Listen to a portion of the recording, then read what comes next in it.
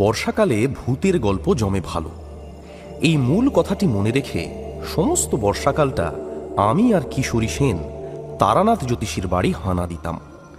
তারানাথ আজগুবি গল্পের জীবন্ত কারখানা।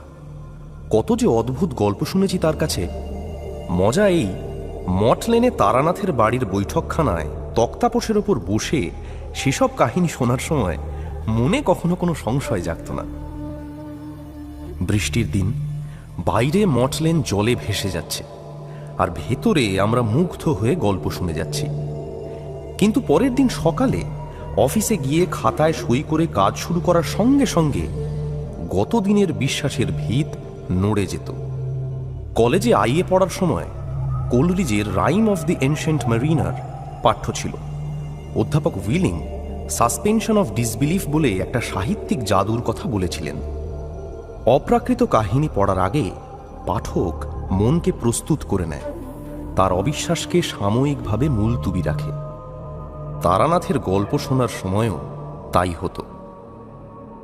যে গল্প বলতে যাচ্ছি সেটাও শুনেছিলাম বৃষ্টির দিনে, তবে বর্ষাকালে নয়, একেবারে খাস বসন্তে। সে বছর দোলের পরদিন রবিবার পড়ায় পরপর দুদিন ছুটি পাওয়া গেল। দোলের দিন বিকেল থেকে আকাশে মেঘ ঘনিয়ে এলো, রোদ্দুর মুছে গিয়ে ঠান্ডা ঠান্ডা এলোমেলো বাতাস বইতে শুরু করল। পরদিন অর্থাৎ রবিবার সকালে ঘুম ভাঙল মেঘের ডাকে। বেলা বাড়তে না বাড়তে নামল বৃষ্টি। মেসের ম্যানেজার ঘরে ঘরে জানিয়ে গেলেন একে ছুটির দিন, তাই বৃষ্টি নেমেছে। কাজেই দুপুরবেলা খিচুড়ি, মাছ ভাজা আর ডিমের বড়ার ব্যবস্থা হয়েছে।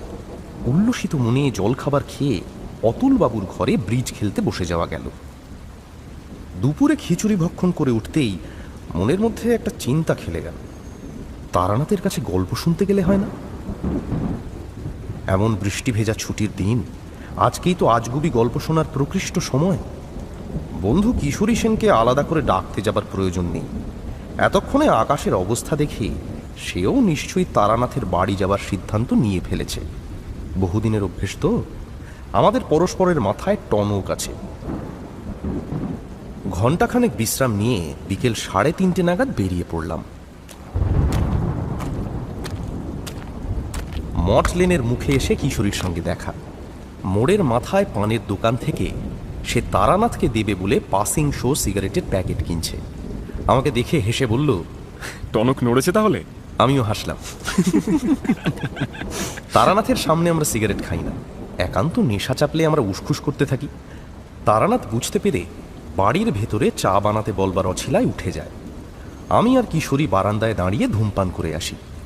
এখন বেশ কিছুক্ষণ নেশা চেপে রাখতে হবে। দুটো খুচরো কাঁচি সিগারেট কিনে একটা আমাকে দিয়ে কিশোরী বলল, নাও ধরাও। দোকানটায় ভালো কাশির জর্দা পাওয়া যায়। কিশোরী পাসিংশ নিয়ে নিয়েছে, আমি তারানাথের জন্য কিছুটা জর্দা নিলাম। সে পানের নেশা করে না বটে, কিন্তু ভালো জর্দা পেলে মাঝে মাঝে 2 আঙুলে করে 1 চিমটি মুখে দেয়। কাঁচি সিগারেট শেষ করে আমরা এগুলাম। ঝিরঝিরে বৃষ্টির সঙ্গে এলোমেলো বাতাসের দাপটে আমাদের ছাতা উল্টে যাবার জোগাড় হচ্ছে। আপাতত ঘণ্টা 2-এর মধ্যে বৃষ্টি ধরবার লক্ষণ নেই। একদিক দিয়ে ভালোই হলো, গল্প চলবার সময় কেউ এসে বিরক্ত করবার সম্ভাবনা কম। তারানাথের বাড়ির সামনে এসে দেখি সে বারান্দায় দাঁড়িয়ে বৃষ্টি দেখছে। আমরা হাজির হতে সে হেসে বলল, মেঘ ঘনিয়ে এলেই আমি তোমাদের জন্য অপেক্ষা করি। তার দুজনে কি পরামর্শ করে এলে নাকি? না না, আপনার গলির মুখে এসে দেখা হয়ে গেল। বেশ বেশ, এসো। এই ভিজে গেছো নাকি? ও এমন কিছু নয়, এমনি একটু। দাঁড়াও, গামছা দিচ্ছি। গা মাথা ভালো করে মুছে ফেলো, আর ছাতা দুটো ওই কোণের দিকে মেলে রাখো। অতঃপর আমরা তারানাথের বৈঠকখানায় জমিয়ে বসলাম। আমাদের পকেট থেকে সিগারেট আর জর্দা বেরুতে তারানাথের মুখ প্রসন্ন দেখালো। আজ আর তাকে আলাদা করে গল্পের দাবি জানাতে হলো না। একটা পাসিং শো ধরিয়ে সে নিজেই বলল, গল্প চাই না? কিশোরী বলল, সে তো বটেই, এমনি ভিজে দিন, একেবারে গল্প শোনার ওয়েদার। গাঁজাখুরি গল্পের জন্য উপযুক্ত। শুরু করুন। তারানাথ জ্বলন্ত চোখে কিশোরীর দিকে তাকালো। আমি প্রমাদ গুনলাম। আবার সেই কথা, গাঁজাখুরি, আমার গল্প গাঁজাখুরি। তাহলে শুনতে আসো কেন? বাজে গল্প না শুনলেই হয়। গেল বুঝি আজকের গল্পের আসর। কিশোরীটাও এমন বেফাস কথা না বলে পারে না। ওর কথা শুনবেন না তো, ও সবই বিশ্বাস করে, অথচ আপনাকে চটাবার জন্য ইচ্ছে করে ওরকম বলে। জর্দা আর পাসিং শোয়ের অশেষ গুণ। সামান্য স্তুতিতেই আজ তারানাথ গলে গেল। ঠিক আছে, কিন্তু কেউ একজন তার জীবনের বিচিত্র সত্য কাহিনী বলছে, আর একজন তাকে বুজরুক বলে উপহাস করছে, এ মেনে নেওয়া যায় না। আমি বললাম, বাদ দিন, ওসবও মজা করে বলেছে, বরং এক কাপ চা বলুন, খেতে খেতে গল্প শোনা যাক। তারানাথ বাড়ির ভেতরে চা বানাবার কথা বলতে গেল। আমরা দুজনে বারান্দায় এসে দাঁড়ালাম সিগারেট খাবো বলে। কিশোরীর সিগারেট ধরিয়ে দিয়ে বললাম, আজ দিয়েছিলে সব পণ্ড করে, বুড়োকে খামোকা চটাতে গেলে কেন? অনেক কষ্টে আজ সামলিয়েছি। হ্যাঁ ঠিকই, ভুল করে আজ ডোজটা একটু বেশিই দিয়ে ফেলেছিলাম। ঘরে ঢুকে দেখি তারানাথ তক্তাপোষের ওপর নিজের জায়গায় বসে হুঁকো ধরাবার উদ্যোগ করছে। বললাম, কি হলো, সিগারেট না খেয়ে হুঁকো? টিকে ভেঙে টুকরো করে কলকের ভেতর দিতে দিতে তারানাথ বলল, একটা গল্প মনে এসেছে বুঝলে। হুঁকোয় তামাক না ধরালে ভালো গল্পের মেজাজ আসে না। তাছাড়া কিশোরী যে প্যাকেট এনেছে তাতে আমি কাল বিকেল অবধি চালাবো। যুদ্ধের বাজারে জিনিসপত্রের দাম দেখেছো? পাসিং শো ছিল 2 আনা প্যাকেট, হলো 10 পয়সা। আচ্ছা একটা কথা বলো তো, ইউরোপে হিটলার যুদ্ধ করছে, তার সঙ্গে আমাদের দিশি তরকারির বাজারে লাউ, কুমড়ো, উচ্ছে, মূলোর দাম বেড়ে যাবার কি কারণ? হিটলারের সৈন্যদল কি শুক্তো খায় না লাউয়ের ঘন্ট? কলকের আগুনে বার কয়েক ফুঁ দিয়ে তারানাথ বলল, যাক, তবু এখনো তামাকের দামটা অন্তত বাড়েনি।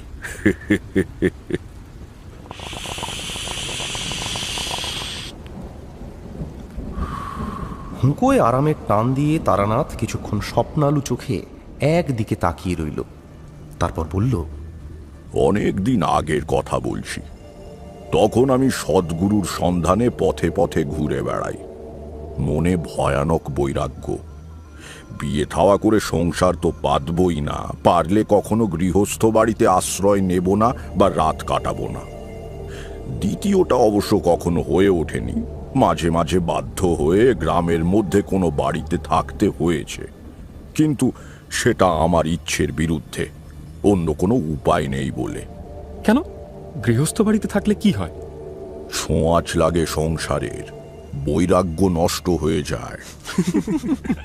না না না, হেসো না, হেসো না। সংসারী মানুষের সংস্পর্শে বেশিক্ষণ থাকলে সংসার পেয়ে বসে। যে পথে বেরিয়ে পড়েছে তার পক্ষে জিনিসটা ভালো নয়। যাই হোক, এমন একবার ঘুরতে ঘুরতে সন্ধ্যের সময় এক গ্রামে গিয়ে হাজির হয়েছি। সারা দিন পথ হেঁটে শরীর খুব ক্লান্ত। ইচ্ছের বিরুদ্ধেই আশ্রয় নিলাম এক গেরস্থর বাড়িতে। যেচে যাইনি। গ্রামে ঢোকবার মুখে এক মুদিখানায় একটু বিশ্রাম করবার জন্য থেমেছিলাম। দোকানি বলল, দূর থেকে আসেন বুঝি? এদিকে আগে কখনো দেখেছি বলে তো মনে হচ্ছে না। তা কোথায় যাবেন? কোথাও যাব না ভাই, পথে পথে ঘুরে বেড়াই আর ভগবানের নাম করি। খুব তেষ্টা পেয়েছে, একটু জল খাওয়াতে পারো? হ্যাঁ নিশ্চয়ই। আপনি? ব্রাহ্মণ। দোকানি লোকটি ব্যস্ত হয়ে বলল, কথা, আমরা কলু, আমাদের জল তো আপনার চলবে না। ওই কলসিতে জল আছে, বেলে মাটির কলসি, ঠান্ডা জল। নতুন মাটির ভাত দিচ্ছি, নিজে ঘুরিয়ে খান। তুমি ব্যস্ত হইও না, আমি অত কট্টর সাধু নই। কলসির পাশে তো বেশ ঝকঝকে করে মাজা কাঁসার ঘটি রয়েছে দেখছি। তুমি ওই ঘটি ধুয়ে আমাকে জল দাও, ভয় নেই, আমার জাত অত ঠুনকো নয়। জল খাবার পর দোকানি আমাকে নতুন কলকেতে তামাক সেজে কলা পাতার ডাঁটি দিয়ে নল বানিয়ে ধূমপান করতে দিল। দোকানটি এক বিরাট কাঁঠাল গাছের তলায় ভারী নির্জন জায়গায়। মাথার উপরে গাছের ডালে পাখি ডাকছে। অনেক দূর থেকে বোধহয় কোনো ঘর ফিরতির রাখালের চড়া গলার গান ভেসে আসছে। সামনের পথ আলো আঁধারিতে ভরে গিয়েছে। সব মিলিয়ে বেশ সুন্দর এক গ্রাম্য সন্ধ্যার ছবি। এখন মনে পড়লে বুকটা হু হু করে ওঠে। সেসব দিন আর ফিরবে না, বুঝলে। শুধু শহর বাজারে বলে নয়, এই আতিথেয়তা, সারল্য আর শান্তির ছবি গ্রামের দিকেও আর বিশেষ নেই। মহাকাল সব গিলে খেয়েছে। বৃত্তের মোহে আমরা চিত্তকে বড়ই উপেক্ষা করেছি। তা বসে হুঁকো টানছি, হঠাৎ দোকানি বলল, কর্তা, একটা কথা বলবো। বলো। আপনি কি সন্ন্যাসী? কি করে বুঝলে? আমার তো গেরুয়া নেই। গেরুয়ার দরকার হয় না ঠাকুরমশাই, সাধক মানুষ দেখলেই চেনা যায়। না, আমি সন্ন্যাসী নই, তবে পথে পথে ঘুরে বেড়াই বটে। সত্যিকারের সাধুর খোঁজ করি। একজন লোক ডাল আর নুন কিনতে এসেছিল। তাকে জিনিস দিয়ে দোকানি বলল, একটা কথা সাহস করে বলি বাবু, কি? আজ আপনাকে যেতে দেব না, আমার বাড়িতে রাতটা থাকুন। প্রস্তাব মন্দ নয়। সন্ধেবেলা সে গ্রামে পৌঁছেছি, কোথাও না কোথাও তো থাকতেই হবে। কাজেই বললাম, আচ্ছা বেশ, থাকবো ক্ষণ। তখনকার লোকজন সব এই রকমই ছিল। মানুষকে খাওয়াতে পরাতে ভালোবাসত সবাই, বিশেষ করে গ্রামের দিকে। কাঁচা টাকা পয়সা কারো হাতে বিশেষ থাকতো না বটে, কিন্তু ডাল ভাতটা সবার বাড়িতে ছিল। গাড়ি ঘোড়া যাতায়াত ব্যবস্থার এত উন্নতি তখন হয়নি। গ্রামের উৎপন্ন জিনিস গ্রামেই থাকতো, আর দামও সস্তা ছিল। জিজ্ঞেস করলাম, তা এই গ্রামের নামটা কি হে? আগে খোলছে পোতা। আর তোমার নাম? আমার নাম সিদ্ধেশ্বর, সিদ্ধেশ্বর কুণ্ডু। আমরা কলু। আপনি দয়া করে যখন থাকতে রাজি হয়েছেন, আপনাকে কিন্তু নিজের রান্নাটা করে নিতে হবে। আমাদের হাতে রান্না তো আপনার চলবে না, যোগাযোগ তো সব আমি করে দেবো। আপত্তি করা নিষ্ফল বুঝে চুপ করে রইলাম। জল চাইবার সময় তা বুঝতে পেরেছি। মাচা ঘটি ছিল বলে জল দিতে কোনো মতে রাজি হয়েছে, কিন্তু ব্রাহ্মণকে রান্না করে দিয়ে পাপ করবে না। তখনকার দিনে দেশ গাঁয়ে এসব মানামানির ব্যাপার খুব ছিল, এখনো কিছু কিছু আছে। আমি কোনোদিনই মানতাম না, এখনো মানি না। বললাম, যা ভালো বোঝো করো, তবে আমার আপত্তি ছিল না, মনে রেখো। সিদ্ধেশ্বর বলল, আমার দোকান বন্ধ করতে আরো ঘন্টাখানেক দেরি আছে কর্তা। আপনি ততক্ষণে বসে একটু মুড়ি বাতাসা খেতে খেতে গল্প করুন। তার আতিথেয়তার স্রোতে আমার আপত্তি আবার ভেসে গেল। ছোট একটা বেতের ধামিতে করে সে আমাকে আউশ ধানের মোটা লাল মুড়ি আর অনেকগুলো বাতাসা খেতে দিল। বসে বসে মুড়ি খাচ্ছি আর তার সঙ্গে গল্প করছি। মাঝে মাঝে দু একজন খদ্দের সামান্য সওদা করতে আসছে, তাদের কথাও শুনছি। সব মিলিয়ে ভারী সুন্দর বাংলাদেশের গ্রামের ছবি। শহরে বাস করতে আর ভালো লাগে না হে, নেহাত উপায় নেই তাই থাকা। এই যে মুড়ির কথা বললাম, কতদিন অমন লাল লাল গোল গোল মুড়ি খাই না। আহা, সে স্বাদই ছিল আলাদা। নিজেদের দেশের অনেক ভালো জিনিস আমরা হারিয়ে ফেললাম, বুঝলে। ঠিক এই সময় একটা ঘটনা ঘটল, যাতে দোকানি সিদ্ধেশ্বরকে আমার ভারী ভালো লেগে গেল। মুড়ি তখন প্রায় শেষ হয়ে এসেছে। এমন সময় একটা বাচ্চা বছর 10 মেয়ে এসে দাঁড়ালো। তার পরনে কম দামি মোটা একটা ডুরে শাড়ি, হাতে একখানা কাঁসার বাটি। তাকে দেখে সিদ্ধেশ্বর বলল, কিরে কমলি, কি চাই? মেয়েটি দ্বিধা জড়িত স্বরে বলল, মা পাঠালো তেল নুন আর মটর ডাল নেওয়ার জন্য। পয়সা এনেছিস? কমলি চুপ করে দাঁড়িয়ে রইল। সিদ্ধেশ্বর আবার জিজ্ঞেস করল, কিরে, পয়সা এনেছিস? না সিধু কাকু, জানেন তো বাবা এখনো ফেরেনি, তাই মা বলল। তোর বাবা এখন কোথায়, কবে ফিরবে? বাবা কলকাতায়, মা ঠিকানা জানে না, তাই চিঠি দিতে পারছে না। কমলি মাথা নিচু করে রইল। তারপর একবার আর চোখে আমার দিকে তাকিয়ে আস্তে আস্তে ফেরবার পথ ধরল। পেছন থেকে সিদ্ধেশ্বর ডাকল, এই শোন, কোথায় যাচ্ছিস? এদিকে আয়। জিনিস নিবি না? মা পয়সা দেয়নি যে। ঠিক আছে, নিয়ে যা। এতদিন পয়সাই যখন জমেছে তখন এটুকুতে আর কি হবে? বাড়িতে চাল আছে? আজকে রাত্রিরের মতো আছে। কালকের নেই? না। তাহলে চাল নিচ্ছিস না যে? দাঁড়া, 5-এর চালও দিয়ে দিচ্ছি, নিয়ে যেতে পারবি? খুকি ঘাড় হেলিয়ে জানালো সে পারবে। সিদ্ধেশ্বর জিনিস মাপছে আর আমি তার দিকে ভরা মন নিয়ে তাকিয়ে রয়েছি। বাহ, বেশ ভালো তো মানুষটা। এমন খুব বেশি একটা দেখা যায় না।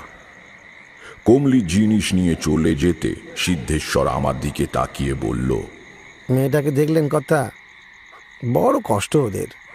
বাপটা ঘুরে ঘুরে নানা রকম কাজ করে বেড়ায়, 9 মাসে 6 মাসে একবার বাড়ি আসে।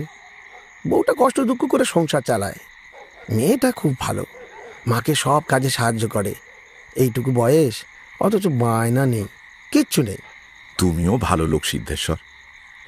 মানুষকে ভালোবাসার চেয়ে বড় ধর্ম আর নেই। গ্রামের দিকে সন্ধ্যের পরেই একটু একটু করে লোক চলাচল কমে আসতে থাকে। শহরের মতো লোকজনের ভিড় বা বিজলি আলো নেই তো, কাজেই অন্ধকার নামবার কিছু পরেই দোকানপাট সব বন্ধ হয়ে যায়। সিদ্ধেশ্বরও দোকান বন্ধ করবার উদ্যোগ করতে লাগলো। প্রথমে সে পেতলের ছোট ধুনুচিতে টিকে নিয়ে সমস্ত দোকান ঘরে ধুনো দিল। পবিত্র গন্ধে ভরে গেল চারদিক। একটা বোতল থেকে গঙ্গা জল নিয়ে ছিটিয়ে দিল, তারপর হাতে সামান্য গঙ্গা জল নিয়ে কাঠের ক্যাশ বাক্সর ওপর বুলিয়ে নিল। ব্যাস, তার আজকের মতো বাণিজ্য শেষ। বিক্রির টাকা সঙ্গে নিয়ে দোকানে তালা লাগিয়ে সে বলল, চলুন ঠাকুরমশাই, এবার যাওয়া যাক। গ্রামে ঢুকেই পথের বাঁদিকে একটু গাছপালা ঘেরা জায়গায় সিদ্ধেশ্বরের বাড়ি। খড়ের ছাউনি, মাটির দেয়াল, কিন্তু খুব পরিচ্ছন্ন। বড় বড় 4-5খানা ঘর, মাঝখানে উঠোন, তুলসী মঞ্চ। উঠোনের একদিকে ছোট একটা ধানের গোলা। গোলার পাশে গোয়ালে 2টো গরুও রয়েছে দেখলাম। পল্লীগ্রামের মোটামুটি সম্পন্ন গৃহস্থালির রূপ। বাড়িতে ঢুকেই উঠোনের প্রান্তে একখানা মাঝারি খড়ে ছাওয়া চালা, সামনে দাওয়া। বুঝলাম সেটি চণ্ডী মণ্ডপ হিসেবে ব্যবহৃত হয়। সিদ্ধেশ্বর সেখানেই আমার থাকার ব্যবস্থা করে দিল। তার বাড়ির সকলে ভারী অতিথি বৎসল। খবর পেয়ে একে একে এসে আমাকে প্রণাম করে গেল। উঠোনের পাতকুয়ো থেকে জল নিয়ে হাত মুখ ধুয়ে শান্ত হয়ে বসলাম। একটু পরে সিদ্ধেশ্বরও এসে বসল। বলল, আরও কিছুক্ষণ বাদে রান্না শুরু করলেই হবে ক্ষণ। ততক্ষণ একটু তামাক খেয়ে নিন। ছেলেকে বলেছি নতুন হুকোয় জল ফিরিয়ে তামাক সেজে আনতে। রান্নার জন্য প্রচুর জিনিস দিল সিদ্ধেশ্বর। সরু আমন ধানের চাল, আলু, মটর ডাল, গাওয়া ঘি, বাড়ির গরুর দুধ 1 ঘটি। সব শেষে সে এনে হাজির করলো একখানা 1.5 ওজনের রুই মাছ। আমি অবাক হয়ে বললাম, আচ্ছা লোক তো তুমি, এত কি একজন মানুষ খেতে পারে? এ কি কাণ্ড! সিদ্ধেশ্বর বিনয়ী গলায় বলল, ঠাকুরমশাই, ঠিক করেছি আজ আমরা আপনার প্রসাদ পাবো। মাছ এক্ষুনি কুটে দেওয়া হচ্ছে। আমার ছেলের বউ বাদনা পেটে দেবে। মাছটা রান্না করুন, বাড়ির সকলের ইচ্ছে আপনার হাতে রান্না খাবে। রান্না করবার সময় সিদ্ধেশ্বর কাছে বসে গল্প করতে লাগলো। খুব খারাপ অবস্থা, আর গা কেরামের অবস্থা সে আগে কার। গ্রামের বাইরে কোথাও শেয়ালের দল ডাকছে। এখনো সেসব কথা মনে পড়লে বুক হু হু করে। কতদিন গ্রামের সেই রূপ দেখি না। মানুষের আসল জীবন পল্লী গ্রামেই রয়েছে, বুঝলে। শহরে কেবল জীবিকার জন্য থাকা ভালো লাগে না, তবু মেনে নিতে হয়। তামাক খাওয়া শেষ করে ভাত চাপিয়ে দিলাম।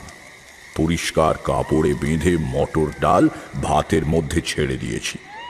বাড়ির মধ্যে থেকে মেয়েরা মাছ কুটে একটা কাঁশিতে করে পাঠিয়ে দিল, সঙ্গে বাটনা। আপনাকে কি আর বলি ঠাকুরমশাই, আপনি তো সবই জানেন, গ্রামের মানুষ। গত বছর ঝড় জল হয় রে। সিদ্ধেশ্বর নানান গল্প করছে। ওই চাষবাসের অবস্থা, গত বছর ভালো বৃষ্টি হয়নি, দ্রব্যমূল্য বৃদ্ধি ইত্যাদি ইত্যাদি। কিন্তু আমি লক্ষ্য করলাম এসব কথায় তার যেন ঠিক মন নেই। কোনো একটা কিছু সে যেন বলতে চায়, কিন্তু সিদ্ধান্ত নিয়ে উঠতে পারছে না। আমি শেষ পর্যন্ত নিজেই বললাম, কি ব্যাপার বলো তো সিদ্ধেশ্বর? তোমাকে দেখে মনে হচ্ছে তুমি আমাকে কিছু বলতে চাও। যদি তাই হয় তাহলে নিঃসংকোচে বলো। মনের ভেতর কোনো কথা লুকিয়ে থাকলে সেটা না বলে ফেলা পর্যন্ত মানুষের ভারী অস্বস্তি হয়। আমার কথা শুনে সিদ্ধেশ্বর যেন স্বস্তির নিঃশ্বাস ফেলে বাঁচল। সে বলল, ঠিক বলেছেন ঠাকুরমশাই, একটা জিনিস আজ কদিন হলো মনের মধ্যে খালি ঘুরপাক খাচ্ছে, কাউকে বলতেও পারছি না। কেন কাউকে বলতে পারছো না কেন? সে একটা অদ্ভুত ব্যাপার ঠাকুরমশাই, লোকে শুনলে হয়তো পাগল হয়েছি মনে করে খেয়া পাবে। কিছু মনে করবেন না, আজ আপনাকে এখানে নিয়ে আসার পেছনে আমার একটু স্বার্থও আছে। আপনি সাধক সন্ন্যাসী মানুষ, ভাবলাম আপনি হয়তো আমার সমস্যার একটা সুরাহা করতে পারবেন। কথা বলতে বলতে হঠাৎ থেমে গিয়ে সিদ্ধেশ্বর আমার পেছন দিকে তাকিয়ে রইল।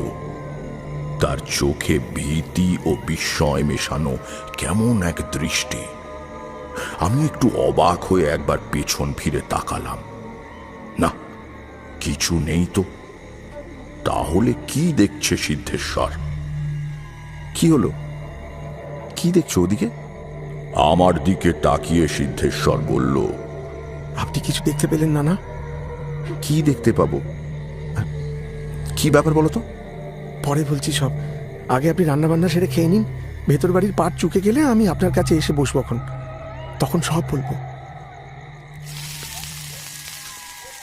কৌতূহল চেপে রেখে রান্নায় মন দিলাম।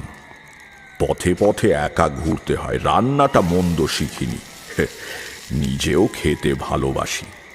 ভোজন রসিক না হলে ভালো রান্না করা যায় না। নিজের জন্য কিছু মাছ রেখে বাকিটা বাড়ির ভেতর পাঠিয়ে দিলাম। খাওয়া দাওয়ার পর এক ছিলিম তামাক সেজে বসেছি, এমন সময় সিদ্ধেশ্বর এসে কাছে বসল। বলল, ভেতরে মেয়েরা আপনার রান্নার খুব প্রশংসা করছে ঠাকুরমশাই। কোথায় শিখলেন এমন রান্না? পথে কাটানো জীবন শিখিয়েছে। কিছুক্ষণ তামাকে টান দিয়ে বললাম, এবার বলো কি বলবে। শুনছেন গপ্পমীরে ঠেকের আজকের গপ্প, তারাদাস বন্দ্যোপাধ্যায়ের লেখা পঞ্চমুণ্ডির আসন। এখনো যদি ঠেকে সাবস্ক্রাইব না করে থাকেন তাহলে কিন্তু ঠকবেন। Subscribe to my official channel and do not forget to click on the bell icon for notifications. তাহলে বাকিটা শোনা যাক।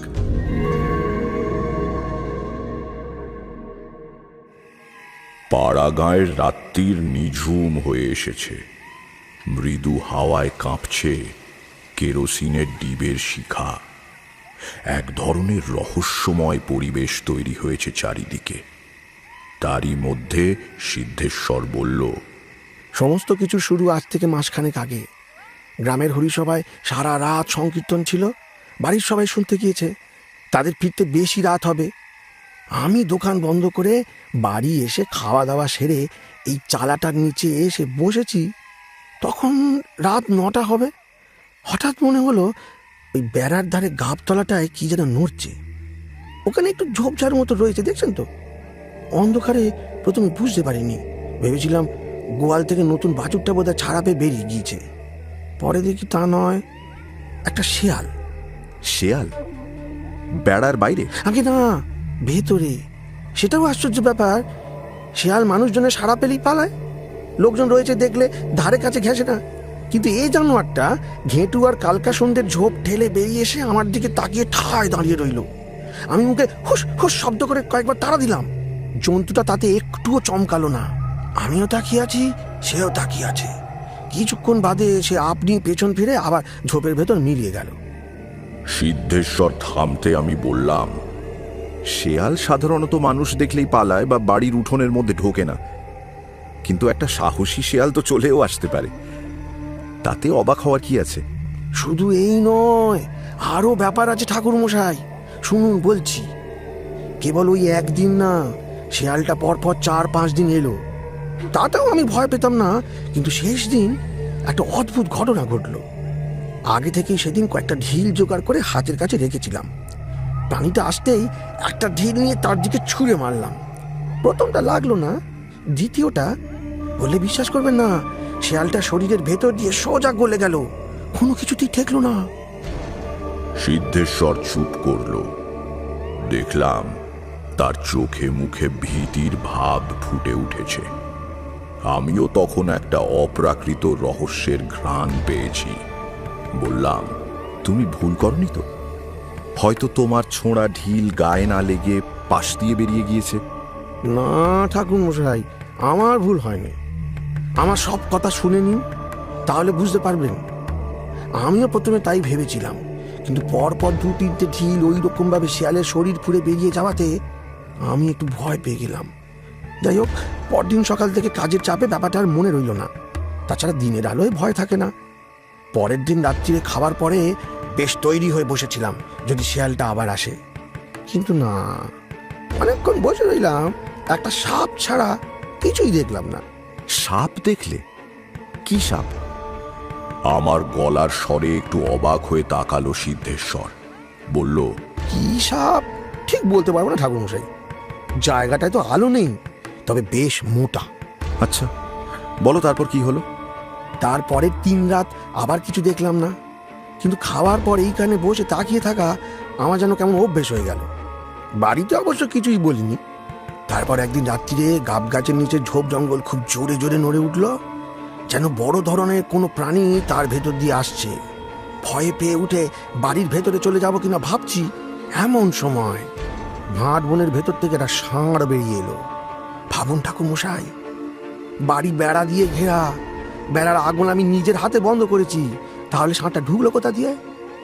আগের মতন শেয়াল বা সাপ নয় যে বেড়ার ফাঁক দিয়ে গলে আসবে। আমার খুব রাগ হয়ে গেল জানেন।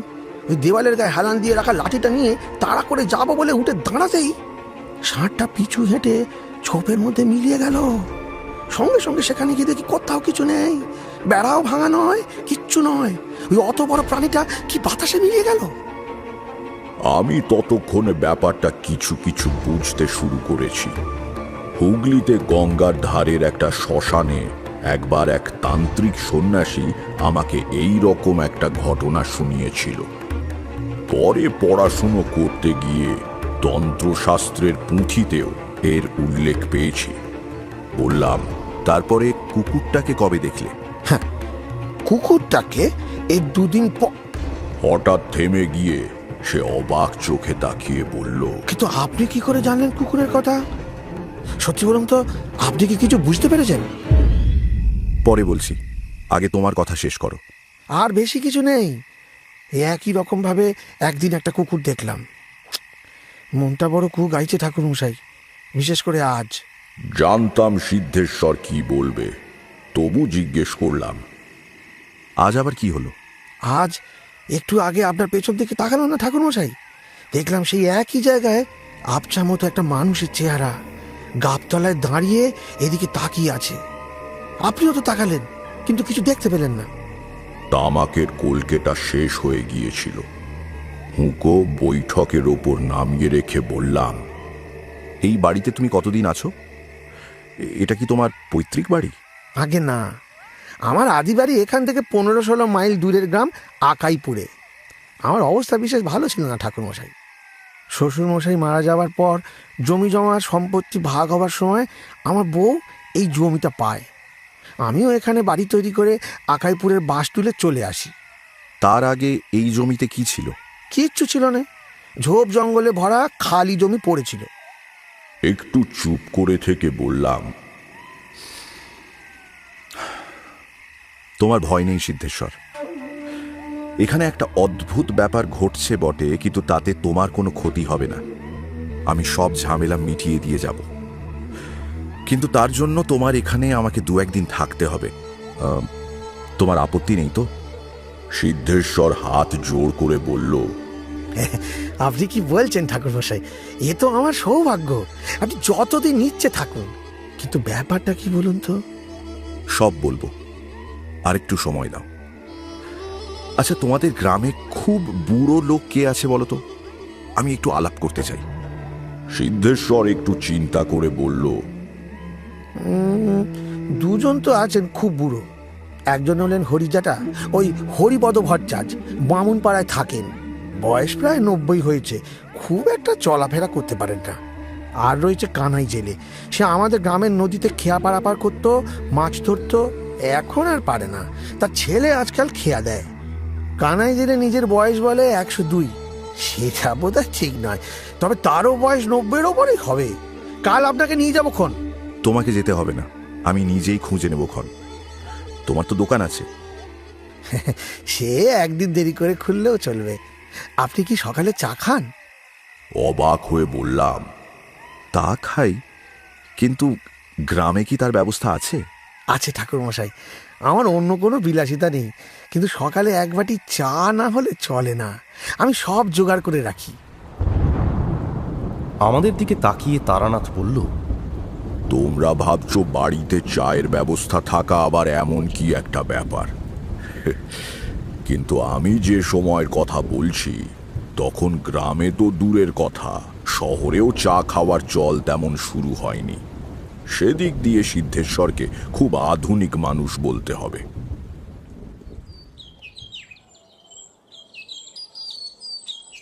পরের দিন ভোরে ঘুম ভাঙল দোয়েল পাখির ডাকে। তখনও ভালো করে আলো ফোটেনি। চণ্ডী মণ্ডপের পাশে একটা ঝাঁকড়া ডুমুর গাছের ডালে বসে গান গাইছে পাখিটা। এখনো যেন কানে সেই মিষ্টি ডাক ভেসে আসছে। উঠোনের পাতকুয়োর জলে মুখ হাত ধুয়ে নিলাম। একটু পরেই সিদ্ধেশ্বর চা নিয়ে এলো।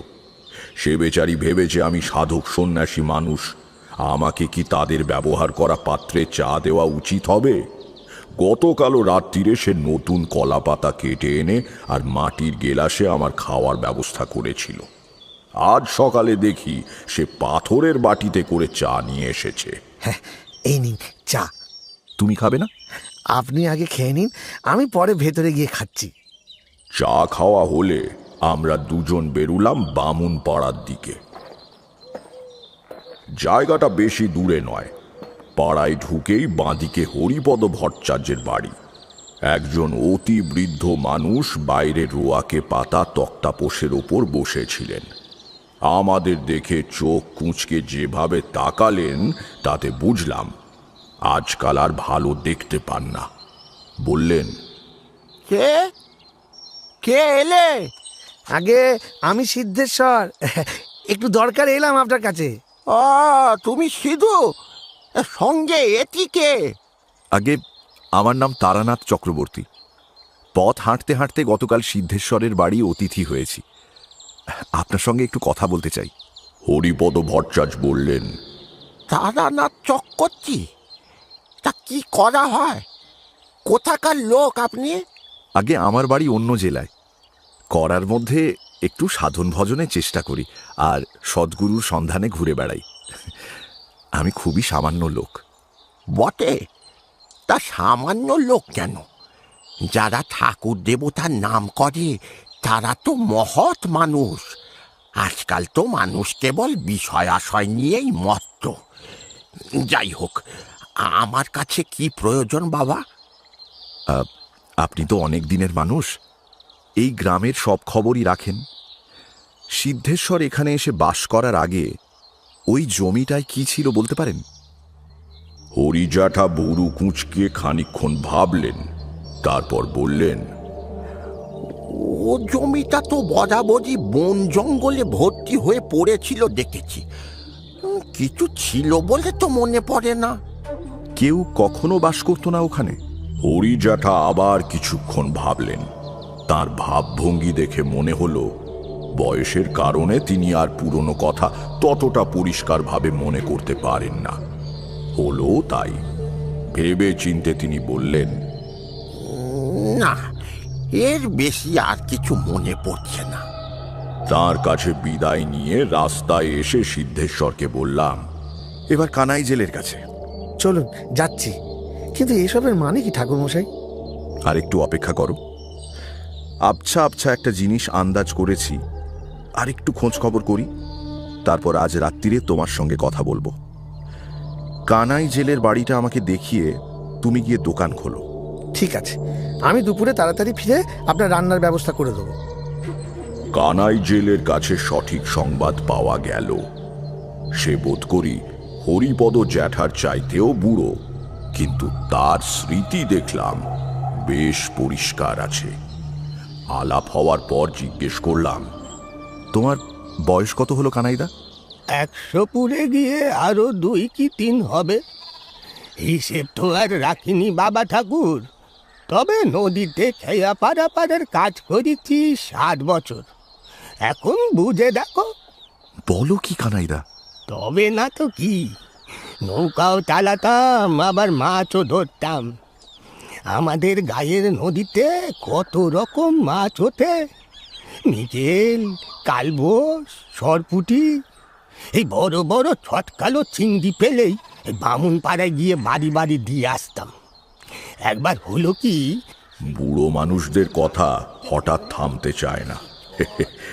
আমাকে দেখে তো বোঝই।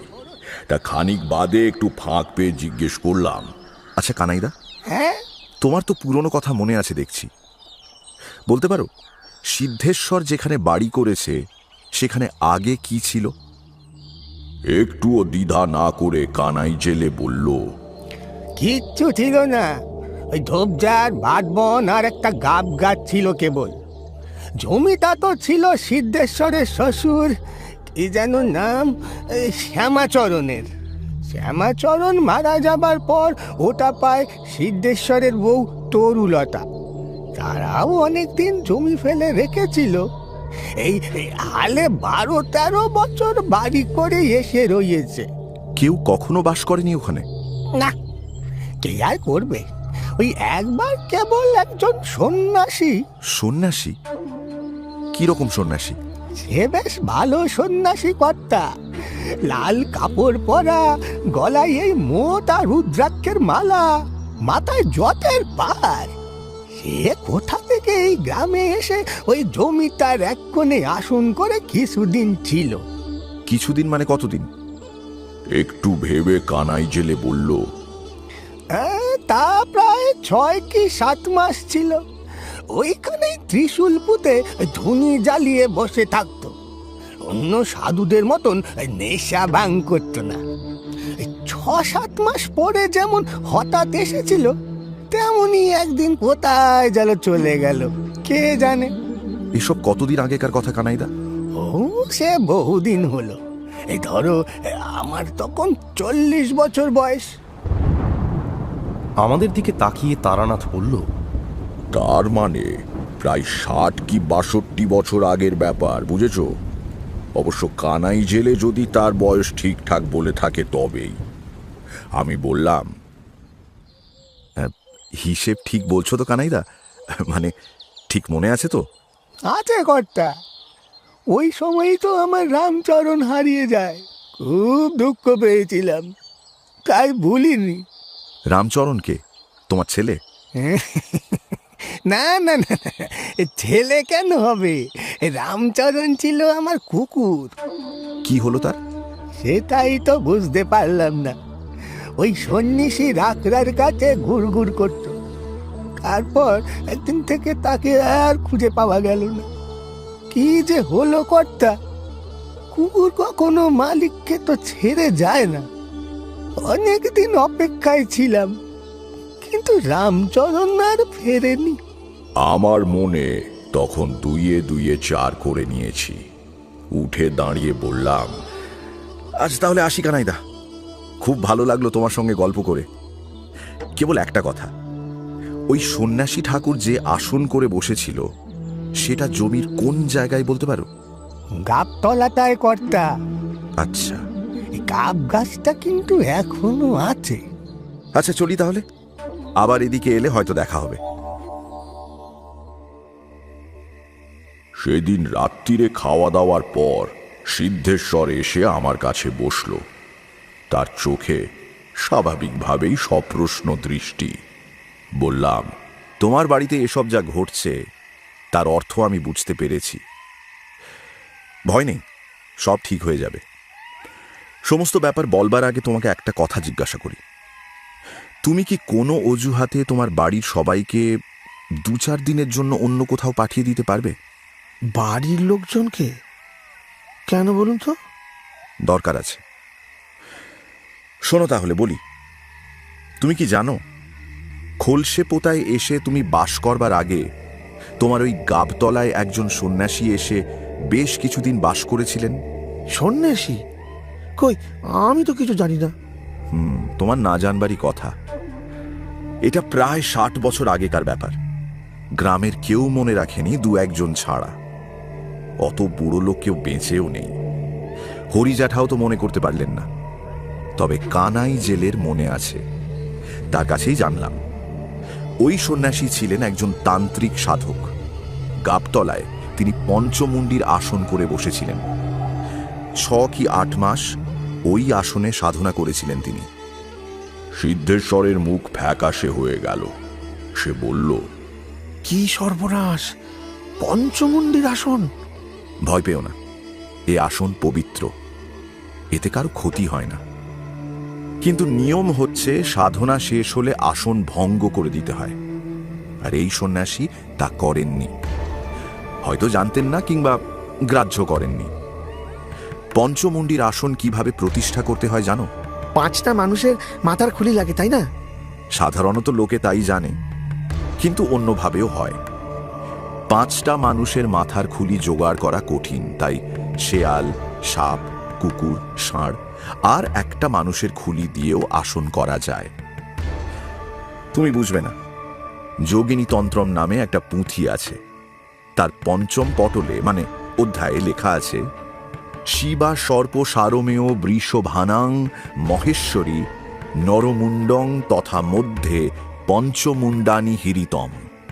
বিষণ্ণ মুখে সিদ্ধেশ্বরী বলল, আগে ঠাকুরমশাই, ঠিক বুঝলাম না। আমি যা বললাম সেটাই সংস্কৃতে লেখা আছে। ওই গাবতলায় 5টা খুলি পুঁতে আসন করা হয়েছিল। সেই খুলিগুলো এখনো ওইখানে মাটির তলায় রয়ে গিয়েছে।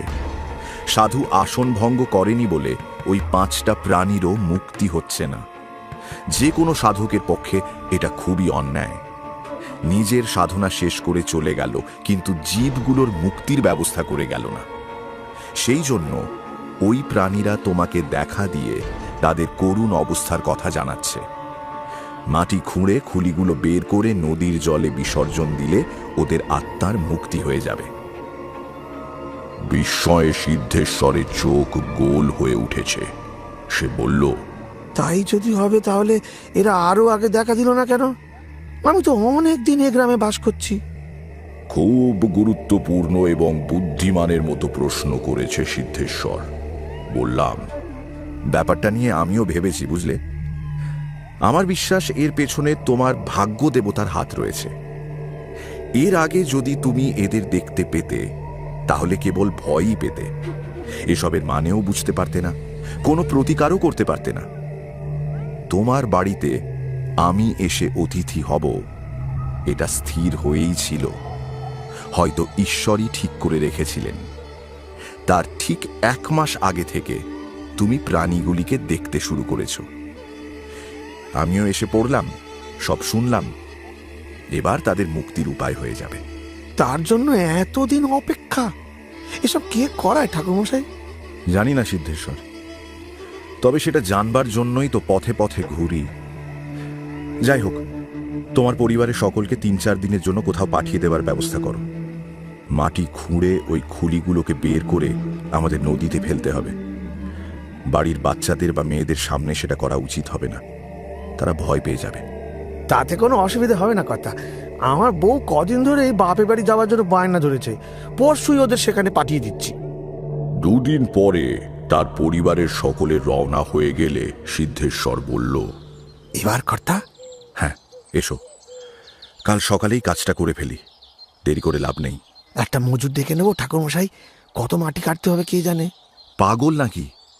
এক্ষুনি সারা গ্রামে ব্যাপারটা রটে যাবে। গ্রামের লোকেদের তো চেনই, তারা তোমার বসত ভিটের অপবাদ ছড়াতে শুরু করবে।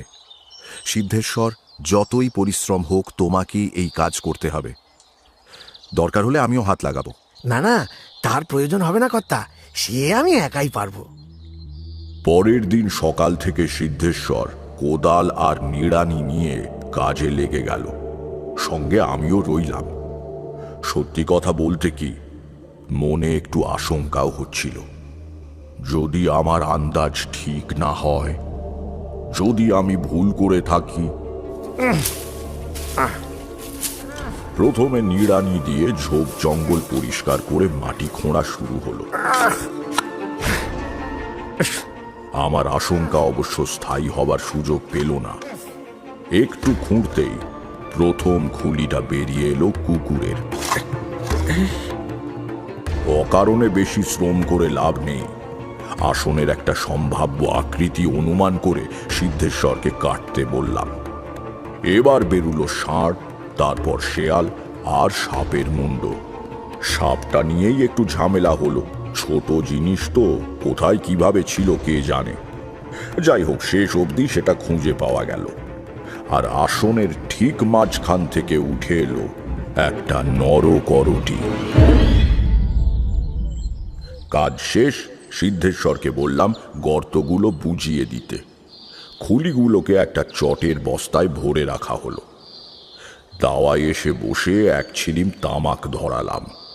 কোদাল নিড়ানি রেখে সিদ্ধেশ্বর কাছে এসে বসে গামছা দিয়ে মুখ মুছে বলল, এবার এগুলো নিয়ে কি করা যায় কর্তা? মাঠের দিকে কোথাও নিয়ে গিয়ে পুঁতে দেবো? দূর পাগল, এক জায়গায় মাটির তলা থেকে তুলে অন্য জায়গায় পুঁতে দিলে তো সেই একই ব্যাপার হবে। কেবল জায়গা বদল হবে মাত্র, বদ্ধ আত্মার মুক্তি হবে না। তাহলে ওগুলোকে থলে শুদ্ধ নদীতে গিয়ে ফেলতে হবে। তার আগে মন্ত্র পড়ে আমি জিনিসগুলোকে নিষ্ক্রিয় করে দেব, যাতে ওই আত্মারা আর ফিরে না আসতে পারে। আচ্ছা সিদ্ধেশ্বর, কানাই জেলের ছেলেকে আজ বিকেলের দিকে একটু পাওয়া যাবে? কিছুক্ষণের জন্য তার নৌকোটা আমাদের চাই। সে অসুবিধা হবে না, আমি এখনই গিয়ে বলে আসছি। কিন্তু কেন কর্তা? বুঝলে না, করটি শুদ্ধ থলেটা নদীর পাড়ের কাছে ফেলা চলবে না। তোমাদের নদীতে খুব বেশি স্রোত খেলে না। ওটা যেখানে ফেলা হবে সেখানেই থেকে যাওয়ার সম্ভাবনা। অন্তত কয়েকদিন তো থাকবে বটেই। স্নান করতে নামলে লোকের পায়ে লাগবে, নানা রকম কথা রটবে। গ্রামের দু একজন আজ আমাদের খোঁড়াখুঁড়ি করতে দেখেছে। কে কোথা দিয়ে কি আন্দাজ করে তা ঠিক কি? তার চাইতে নৌকো করে ঘাট থেকে কিছু দূরে গিয়ে নদীর মাঝখানে বিসর্জন দেওয়া ভালো। কানাই জেলের ছেলে যে দেখবে, তাকে আমি বলবো, আজ তোমাদের বাড়ি আমি সস্তায়ন করেছি, সেই পুজোর জিনিসপত্র ফেলা হলো। থলে না ফেলে আলাদা কাপড়ে জড়িয়ে নেবক্ষণ। সিদ্ধেশ্বর নৌকো ঠিক করে এলো। তাকে বললাম, আজ আমরা রান্না করব না। চিঁড়ে, দই, কলা আর সন্দেশ পাওয়া যাবে তো? খুব পাওয়া যাবে, আমি এখনই নিয়ে আসছি। দাঁড়াও, আগে যেও না। ওই পথে আরেকটা কাজ করে এসো। কমলিদের সঙ্গে তোমার সম্পর্ক কীরকম? তুমি কোনো অনুরোধ করলে রাখবে? সিদ্ধেশ্বর একটু অবাক হয়ে বলল, কমলি আমাদের গ্রামে, যাকে সেদিন আমার দোকানে দেখেছেন? খুব ভালো সম্পর্ক। ওর বাবা বাড়ি না থাকলে আমি ওদের দেখাশোনা করি বলে কমলির মা আমাকে খুব মানে। কেন কথা? কমলির মাকে বলে এসো আজ বিকেলে অল্প কিছুক্ষণের জন্য যেন মেয়েকে পাঠিয়ে দেয়। বলো যে দুপুরে তোমার বাড়ি একটা পুজো হয়েছে, তার জিনিসপত্র কোনো বাচ্চা মেয়েকে দিয়ে নদীতে ফেলতে হবে, তাই ওকে একটু চাই। আমাদের দিকে তাকিয়ে তারানাথ বলল, এটা কেন করলাম জানো? বদ্ধ জীবাত্মাকে মুক্তি দেওয়া মহাপুণ্য কর্ম। যে করে তার সব দিক দিয়ে খুব উন্নতি হয়। তাই ভাবলাম কমলিদের খারাপ অবস্থা যাচ্ছে, দেখি না যদি ওদের কিছু মঙ্গল হয়। কমলির মা সরলা গ্রাম্য বধূ। সে কোনো প্রশ্ন না তুলে মেয়েকে পাঠিয়ে দিল। নৌকো ছিল গ্রামের ঘাটে বাঁধা। সবাই মিলে নৌকোয় উঠলাম। চারদিকে বিকেলের শান্ত পরিবেশ, নদীর জলে সামান্য স্রোতের টান।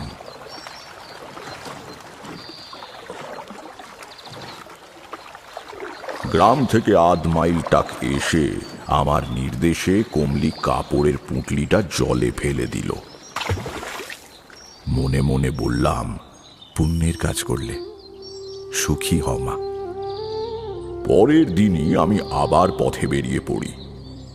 বহুদিন আর খোলসে পোতা বা সিদ্ধেশ্বরের খবর রাখতাম না। 8-10 বছর পরে একবার বড় বাজারের পথে সিদ্ধেশ্বরের সঙ্গে দেখা। সে ব্যবসায় খুব উন্নতি করেছে, বড় গোলদারি দোকান করেছে গঞ্জের বাজারে। আমাকে প্রণাম করে বলল, ঠাকুরমশাই, সব আপনার দয়ায়, আর কোনোদিন সেসব দেখিনি ঠাকুরমশাই। কমলি কেমন আছে? তার কি খবর? সিদ্ধেশ্বর বলল, কমলির খবর খুব ভালো কর্তা। তার বাবা এখন একটা ব্যবসা করে, ভালো রোজগার। দেখতে দেখতে কেমন করে যেন উন্নতি করে ফেললো। কমলির বিয়ে হয়ে গিয়েছে, পাত্র খুব ভালো। কমলি সুখে আছে ঠাকুরমশাই।